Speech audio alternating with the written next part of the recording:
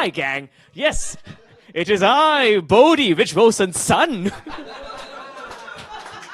His sperm is so old, I came out of the womb looking like this.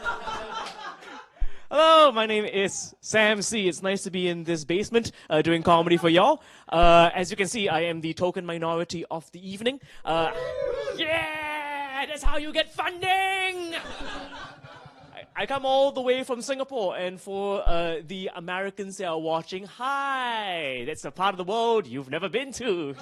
You went slightly north and you lost. But we're a country in Southeast Asia, tiny little island, banking country with one of the world's highest GDPs, but no human rights and a totalitarian government. Basically, we are Switzerland, but evil. We are a socialist democracy. Just to help the Brits in the audience, we're kind of like a bit of a Jeremy Corbyn dream. But we are also a tax haven for the rich, a bit of a Rishi Sunak dream. Also, we do have a very famous brothel or bordello in Singapore called the 4 Floors of Whores. Bit of a Boris Johnson dream. Yeah. And we are very strict in the country. We're the only country in the world to ban chewing gum, vape pens, and until last year, gay sex.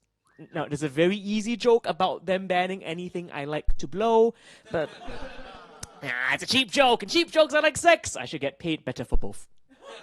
Yeah. Of course I'm gay. I'm wearing a bow tie. Only three kinds of people wear bow ties: gay guys, scientists, and American Republicans. And only 2 of us like anal. And only 1 of us knows how to pull out. Yes. Yes, I know the irony of a millennial doing a Bush-era joke dressed in the 1920s in 2024. I'm a freaking time traveler. So the reason I'm here is because as of about 50 plus days ago, I have moved to the UK because I make bad life decisions.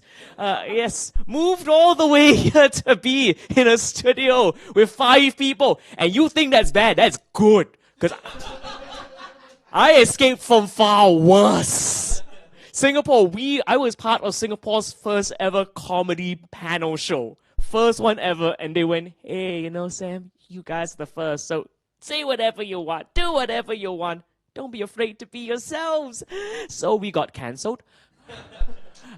We got cancelled because we made fun of our neighbors to the north, Malaysia.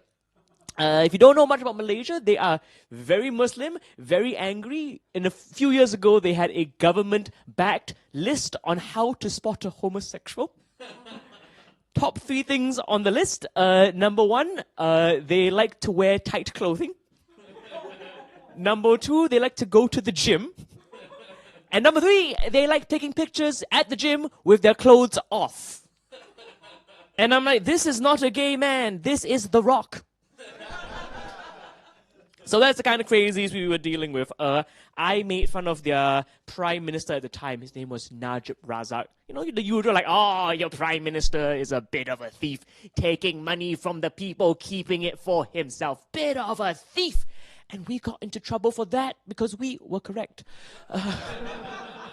So what happened was that he called my prime minister called the station called the producers called us. We had to grovel on air, make a formal apology to Malaysia, which means we are the only TV show in my country's history that has ever had to make a formal apology to a sovereign nation, which is impressive because no other comedian can brag about that. Because all these other dipshits are like, oh, I've had a Netflix special. Oh, I have 1 million followers. I'm like, oh yeah, I started an international incident. 2 world leaders know me by name for the worst reasons possible. Who needs to be on Netflix when you can be on your country's watch lists? That's what I mean by it wasn't as bad, because here's the thing. We filmed in a studio that was like 50 times the size of this, but with probably the same number of audience members. Unmiked. And they weren't people that wanted to be there. They were people that worked for the station. So these are people whose job is genuinely making government propaganda. Then they come to watch you and think you're worse. So to me, this is an absolute absolute dream. It's really nice to like be in the UK. I'm trying to learn and understand it better. It's a beautiful place. Like the country here is like the weather. It's like a hateful fridge. The trains run as well as I do. And since I've come here as an immigrant, everyone has been so supportive. People have been offering me work like this. People have been offering me gigs. Someone even offered me a free flight to Rwanda. If you don't get that joke, read a book. If you don't know how to read a book, hello, people from Montana. But the thing is that, it's kind of wild because a lot of people here are harsh on all these refugees, which is insane for me because most of these refugees are Asian as well. They are Afghans. So they've run away from their inept Asian leader with all the money, came here by boat, only to find an inept Asian leader with all the money. Wow, the studio audience did not like that one. I see we're a bunch of conservatives in the house. I could have noticed from the cravat. Only the conservatives wear. Excuse me, this is a homosexual property. How dare you? I will wrap this up by sharing that I am currently attached, but I am still sexually available. I am in an open relationship. And what that means is that I can have my cake, eat it too, and then go next door for a donut. But Krispy Kreme. And I'm very lucky to get my partner with me because I've been through a lot. And that's also another reason why I've been booked. I actually have been diagnosed with depression and anxiety, or as they call it, the surf and turf of mental illnesses. Which is horrible because when you have depression and anxiety, you're always anxious about being depressed, but you're too depressed to be anxious about it.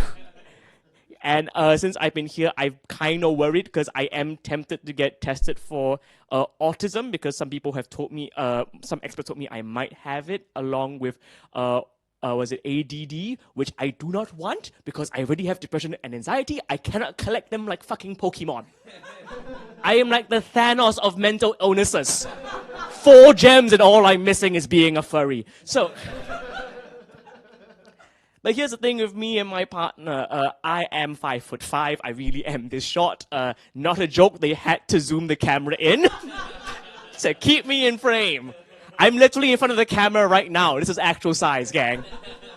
But my partner, 6'6".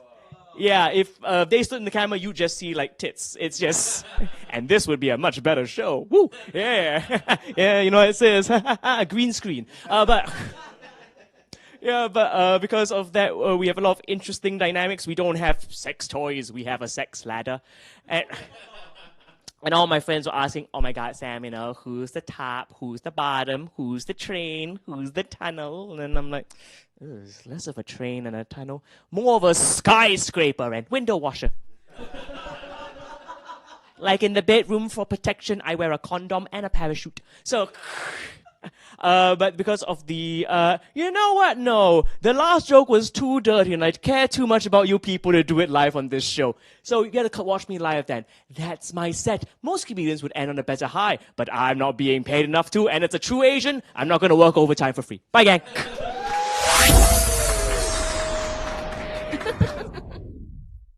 MC, welcome to the set. Thank you for having me, my darling. I really enjoyed your set. And I've been hearing some rave reviews about your previous show, which was called Government Approved Sex. Yes. But I've been checking your tour dates recently, and I've noticed that you've got a new show. Yes, I do have a new show. And you've been touring recently through Brighton. Yes. Would you tell us a little bit about it? More than happy to. So the new show is called And I Can't Feel at Home in This World Anymore. Bit of a mouthful, you've heard that before. But basically, the show is about why I left Singapore and moved to the UK. And when I wrote it at the start, I was like, oh, I want to be, you know, the traditional, let's do a travel show. But also, like, for years, I'm known for more gay stuff. Not for any other reason than if you are like the only gay in the village and there's not a lot of representation, you have to be that for yourself. So I wanted to sort of challenge myself to be like, hey, let's do a show that's very straight stand-up. Like, let's not do any crowd work. Let's not rely too much on the innuendos, though they're so delightful. Oh no, my hymen. But the thing is that as I wrote it more, it actually became a show about positivity in the face of negativity. It's a show that comics that have come or performers resonate a lot with, because it is a show where I basically am just gonna go, yeah, and I failed here, and I failed in my career here, and I failed in my career here, and I failed in my career here. I'm still going. Why? So it's kind of like a show of, I guess, as they say, there's a fine line between bravery and stupidity, and I'm sort of like running in a circle on the floor on that line. Oh, I want to see you cross that line. Into stupidity? Yeah. Oh, watch me do crowd work. Oh, it's freaking stupid. Well, I really admire how you do talk so openly about being gay, especially coming from a country like Singapore.